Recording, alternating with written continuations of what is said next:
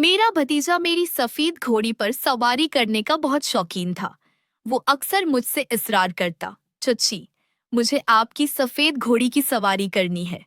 मैं उसकी उस बात को हंसी में टाल दिया करती थी, लेकिन वो हर रोज जिद करने लगा। इन दिनों मेरा भतीजा पढ़ाई के सिलसिले में मेरे पास रहने आया हुआ था। मेरा शौहर इस वक्त बीरौन मलिक मकीम था। मेरा भतीजा उम्र में तो छोटा था। मेरा भतीजा किसी बहाने मेरे करीब आने की कोशिश करता और अपनी जिद दोहराता। चच्ची, मुझे आपकी सफेद घोड़ी की सवारी करनी है। मैं उसे बच्चा समझकर नजरअंदाज करती रही।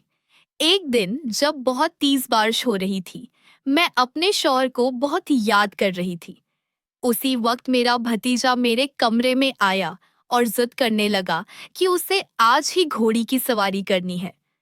मैंने उसकी बात मान ली और पूछा, बताओ मुझे क्या करना होगा। लेकिन उसने जो तरीका बताया, वो सुनकर आप सब हैरान हो जाएंगे। उसने लाइट बंद करते ही पूरे जोश से ऐसी बात की कि एक गलत फहमी ने मेरे अच्छे खासे रिश्ते को तकरीबन तबाह कर दिया था। पूरी कहानी सुनिए, आपको बहुत मजा आएगा। और अगर आप चैनल पर नए हैं तो चैनल को जरूर सब्सक्राइब करें। शुक्रिया। ये कहानी उस वक्त की है जब मेरी नई नई शादी हुई थी। मैं एक गरीब घराने से ताल्लुक रखती थी, इसलिए मेरे वालिदैन ने कम उम्री में ही मेरी शादी कर दी। हर लड़की की तरह मेरे भी अपनी शादी को लेकर बहुत से ख्वाब थे, लेकिन वो शायद मेरी जिंदगी में पूरे ना हो सके, क्योंकि मेरा शौहर शादी की पहली रात के बाद ही मुझे छोड़कर बैरूनी मलिक चला गया। शादी बहुत जल्दी में हुई थी। मैंने सुना था कि मेरे शौहर के वालिदैन उस दुनिया में नहीं थे और उसकी एक छोटी बहन थी जिसकी शादी वो 1 साल पहले कर चुका था। मेरे वालिदैन को ये रिश्ता इसलिए पसंद आया क्योंकि लड़का अच्छा कमा लेता था और उनकी तरफ से लड़की वालों से कोई मुतालबा भी नहीं किया गया था। इसलिए खुशी खुशी मेरी शादी राजा से कर दी गई। जब मैं ससुराल पहुंची तो मेरा सादगी से इस्तकबाल किया गया। ससुराल में ज्यादा लोग नहीं थे। जब मैं अपने शौहर के कमरे में दाखिल हुई तो उसने कमरे को फूलों से सजा रखा था। वो रात मेरे लिए बहुत मोहब्बत भरी थी। हर नई दुल्हन की तरह मैं भी अपने शौहर का बेसब्री से इंतजार कर रही थी। मैं लंबा सा घूंघट निकाले बैठी थी और आने वाले लम्हों के बारे में सोच रही थी। तकरीबन आधे घंटे बाद मेरा शौहर कमरे में आया। उसने दरवाजा बंद किया और मुझसे बड़े प्यार से बातें करने लगा। शुरू में तो मैं बहुत झिझक रही थी, लेकिन आहिस्ता आहिस्ता मैं उसके साथ बेतकल्लुफ हो गई। अब मुझे शर्म महसूस नहीं हो रही थी। मेरे शौहर ने मेरा हाथ थामकर अपनी मोहब्बत का इजहार किया और उसके छूने से मेरे दिल की धड़कन तेज हो गई। फिर उसने लाइट बंद कर दी और मुझ पर अपना प्यार नछावर करने लगा। कई घंटों बाद उसने मुझे बताया कि वो कल सुबह कारोबार के सिलसिले में बीरौन मलिक जा रहा है। ये सुनकर मैं सकते में आ गई।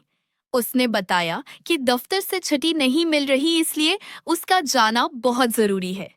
वो बोला, तुम परेशान मत होना, मैं जल्द वापस आऊंगा। उसकी बात सुनकर मैं बहुत उदास हो गई। भला कौन सी लड़की शादी के अगले ही दिन अपने शौहर को बाहर जाने की इजाजत देती है। मुझ में कुछ कहने की हिम्मत नहीं थी, लेकिन मैं खामोशी से उदास होकर बैठ गई। मेरे शौहर ने मुझे मनाने की बहुत कोशिश की, लेकिन दिन भर की थकावट की वजह से मैं जल्द ही नींद की वादियों में खो गई। सुबह जब मेरी आंख खुली तो मैंने देखा कि मेरा शौहर बैरून मलिक जाने की तैयारी कर रहा था। मैंने उसे रोकने की कोशिश की और कहा कि कुछ दिन बाद चले जाएं, लेकिन उसने कहा कि काम फौरी है और छुट्टी नहीं मिल सकती। वो बोला, तुम फिक्र न करो, मैं बहुत जल्द वापस आऊंगा।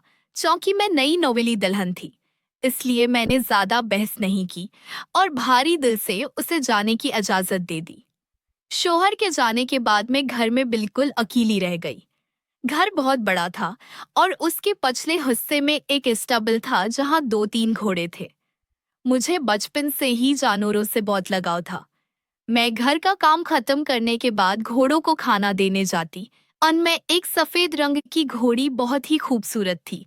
उसे देखकर मुझे इससे मोहब्बत हो गई। वो भी उस घर में मेरी तरह तन्हा थी। घोड़ी को खाना देने के बाद मैं कमरे में आती और शौहर को फोन करती। वो मुझसे बातें करता, लेकिन मैं हर बार उससे वापस आने की जिद करती। वो कहता कि बस कुछ दिन और इंतजार करो। उसने मुझे बताया कि मेरा भतीजा जल्द ही हमारे घर पढ़ाई के लिए रहने आएगा, क्योंकि करीब ही अच्छे कॉलेज हैं। उसने कहा कि इससे मेरा दिल भी लगा रहेगा। ये सुनकर मुझे थोड़ा सुकून मिला। एक दिन मैंने रात का खाना बनाया और खाने के बाद अस्तबल चली गई।